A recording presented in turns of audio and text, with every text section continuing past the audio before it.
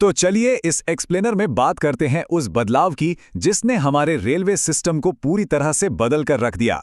जी हां, बात हो रही है LHB यानी लिंक हॉफमैन बुट्स कोचेस की। एकदम ट्रैक से लेकर छत तक आज इसकी पूरी एनाटॉमी को डिटेल में डिकोड किया जाएगा। आगे बढ़ने से पहले आज के सफर के मेन पॉइंट्स पर एक नजर डालते हैं।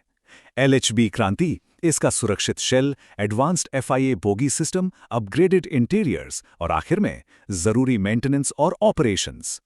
तो शुरुआत करते हैं पहले हिस्से से, द LHB रेवोल्यूशन। सामने दिख रहे इस स्ट्राइकिंग लाल और ग्रे रंग के डिजाइन को देखते ही पहचान लिया जाता है। ये ऑलस्टम LHB कोच दरअसल उन 50 साल पुराने श्लियर्ड मॉडल से एक बहुत बड़ा लीप है। ये लंबा है, हल्का है और टेक्निकली कहीं ज्यादा एडवांस्ड है। और ये डिफरेंस सिर्फ दिखने में नहीं है, परफॉर्मेंस का उछाल क्लियरली नंबर्स में झलकता है। जहां पुराने कन्वेंशनल ICF कोचेस 130 की स्पीड तक जाते थे, वहीं LHB की मैक्स स्पीड 160 किलोमीटर पर आर है और राइड इंडेक्स वो 3.5 से सीधा 2.5 पर आ गया। इसका मतलब है स्पीड ज्यादा और झटके बिल्कुल कम, एकदम स्मूथ सफर। स्पीड के अलावा एक और बड़ा फैक्टर है स्पेस। इस चार्ट से साफ पता चलता है कि LHB कोचेस पुराने कोचेस से लगभग 2 मीटर लंबे होते हैं। अब 2 मीटर सुनने में शायद छोटा लगे, पर प्रैक्टिकली इसका मतलब है वाइडर बेस, ज्यादा सीटिंग कैपेसिटी और ट्रैवल करते वक्त एक बहुत ही खुला खुला और स्पेशियस एहसास। आइए अब बढ़ते हैं दूसरे हिस्से की तरफ, engineering the safe shell. Safety से बड़ा तो कुछ नहीं होता, बिल्कुल सही बात है। यहाँ सबसे अहम रोल आता है क्रैश वर्दीनेस और इसके एंटी क्लाइंबिंग फीचर का। ये coaches tight lock centre buffer couplers का यूज करते हैं। इसका सबसे बड़ा फायदा ये है कि किसी दुर्भाग्यपूर्ण टक्कर के वक्त कोचेस एक दूसरे के ऊपर नहीं चढ़ते, वो जमीन पर ही फर्मली टिके रहते हैं, जो अपने आप में एक लाइफ सेविंग मैकेनिज्म है। अगर थोड़ा मटेरियल साइंस की गहराई में जाएं, तो इंजीनियर्स ने कमाल का दिमाग लगाया है। बेस या अंडरफ्रेम के लिए कॉटन A स्टील और दीवारों के लिए सेमी स्टेनलेस स्टील का इस्तेमाल हुआ है। इन सब के कॉम्बिनेशन से जो शेल बनी है वो बेहद मजबूत है। पर सबसे दिलचस्प बात यह है कि ये पुराने डिजाइन से प्रति मीटर 10% हल्की भी है और हल्का होने की वजह से इंजन द्वारा लगाई जाने वाली ताकत या हॉलेज कॉस्ट में भारी कमी आती है। अब चलते हैं तीसरे और सबसे फैसिनेटिंग हिस्से पर, द FIAT बोगी सिस्टम। इस कॉम्प्लेक्स मशीनरी को समझना काफी रोचक है। ये पूरा सिस्टम स्विट्जरलैंड में डिजाइन हुए यूरोफीमा कॉन्सेप्ट पर आधारित है। इसमें एक सॉलिड वेल्डेड वाई फ्रेम और 4 नेस्टेड स्प्रिंग्स होते हैं। यह सिस्टम हाई स्पीड की उस बेहिसाब काइनेटिक एनर्जी को आसानी से सोख लेता है। और सबसे अच्छी बात, इसमें मूविंग पार्ट्स कम होते हैं, जिसकी वजह से मेंटेनेंस का झंझट भी कम हो जाता है।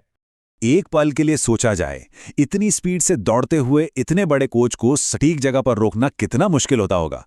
ये जिम्मेदारी उठाता है इसका high power air disc brake system और इसके साथ एक स्मार्ट माइक्रो प्रोसेसर पर आधारित व्हील स्लाइड प्रोटेक्शन यानी WSP सिस्टम भी जुड़ा होता है। अगर पहिए की स्पीड अचानक वेरी करती है तो ये तुरंत ब्रेक्स रिलीज कर देता है ताकि पहिए फ्लैट ना हो जाएं। काफी स्मार्ट सिस्टम है। ये आंकड़ा वाकई हैरान कर देने वाला है, 180।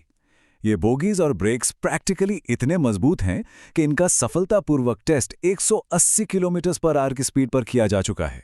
और हैरानी की बात यह है कि इस टॉप स्पीड तक पहुंचने के लिए किसी भी तरह के मेजर स्ट्रक्चरल बदलाव की जरूरत ही नहीं पड़ी।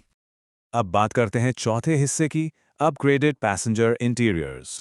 ये सारी सॉलिड इंजीनियरिंग डायरेक्ट कंफर्ट में कैसे बदलती है, वो कैबिन के अंदर आने पर समझ आता है। यहाँ का एडवांस्ड साउंड इंसुलेशन बाहर के शोर को सीधा 31 डेसिबल्स तक कम कर देता है।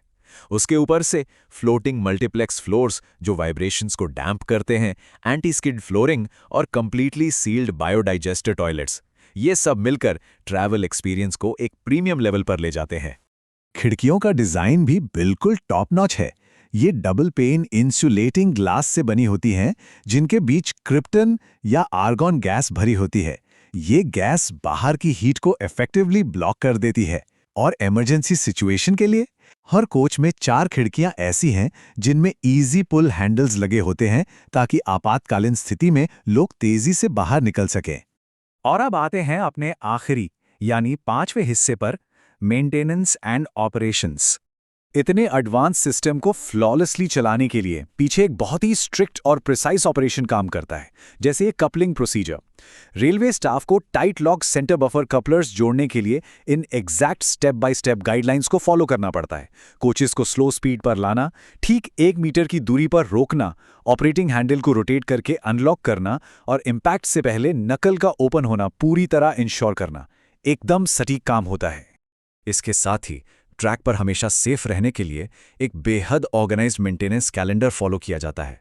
हर एक ट्रिप के बाद होने वाली D1 इंस्पेक्शन से लेकर हर 6 साल में होने वाले मैसिव SS3 शॉप ओवरऑल्स तक सब कुछ फिक्स है। ऐसी कड़ी निगरानी से ये बात पक्की हो जाती है कि एयर स्प्रिंग्स या रबर पैड्स जैसे कंपोनेंट्स फेल होने से बहुत पहले ही रिप्लेस कर दिए जाएं। और इस स्ट्रिक्ट मेंटेनेंस डिसिप्लिन का अल्टीमेट नतीजा क्या निकलता है? ये नंबर 10, यानी पूरे 10 साल। इसी रिगरस निगरानी की वजह से कार्ट्रिज टेपर रोलर बियरिंग्स जैसे क्रूशियल पार्ट्स अपनी पूरी लाइफ जी पाते हैं, जो लगभग 10 साल या 30 लाख किलोमीटर्स की होती है। उसके बाद ही इन्हें परमानेंटली बदलने की जरूरत पड़ती है। LHB कोच की इस शानदार एनाटॉमी और इंजीनियरिंग को समझने के बाद एक ही ख्याल आता है, अगर एक आधुनिक बोगी और स्टेनलेस स्टील शेल मिलकर 50 साल पुराने रेलवे सिस्टम को इस तरह नया आकार दे सकते हैं, तो हमारे आसपास ऐसी ही क्रांति और किस इंफ्रास्ट्रक्चर का इंतजार कर रही होगी। ये चर्चा यहीं खत्म करते हैं। इस एक्सप्लेनर के साथ जुड़े रहने के लिए शुक्रिया।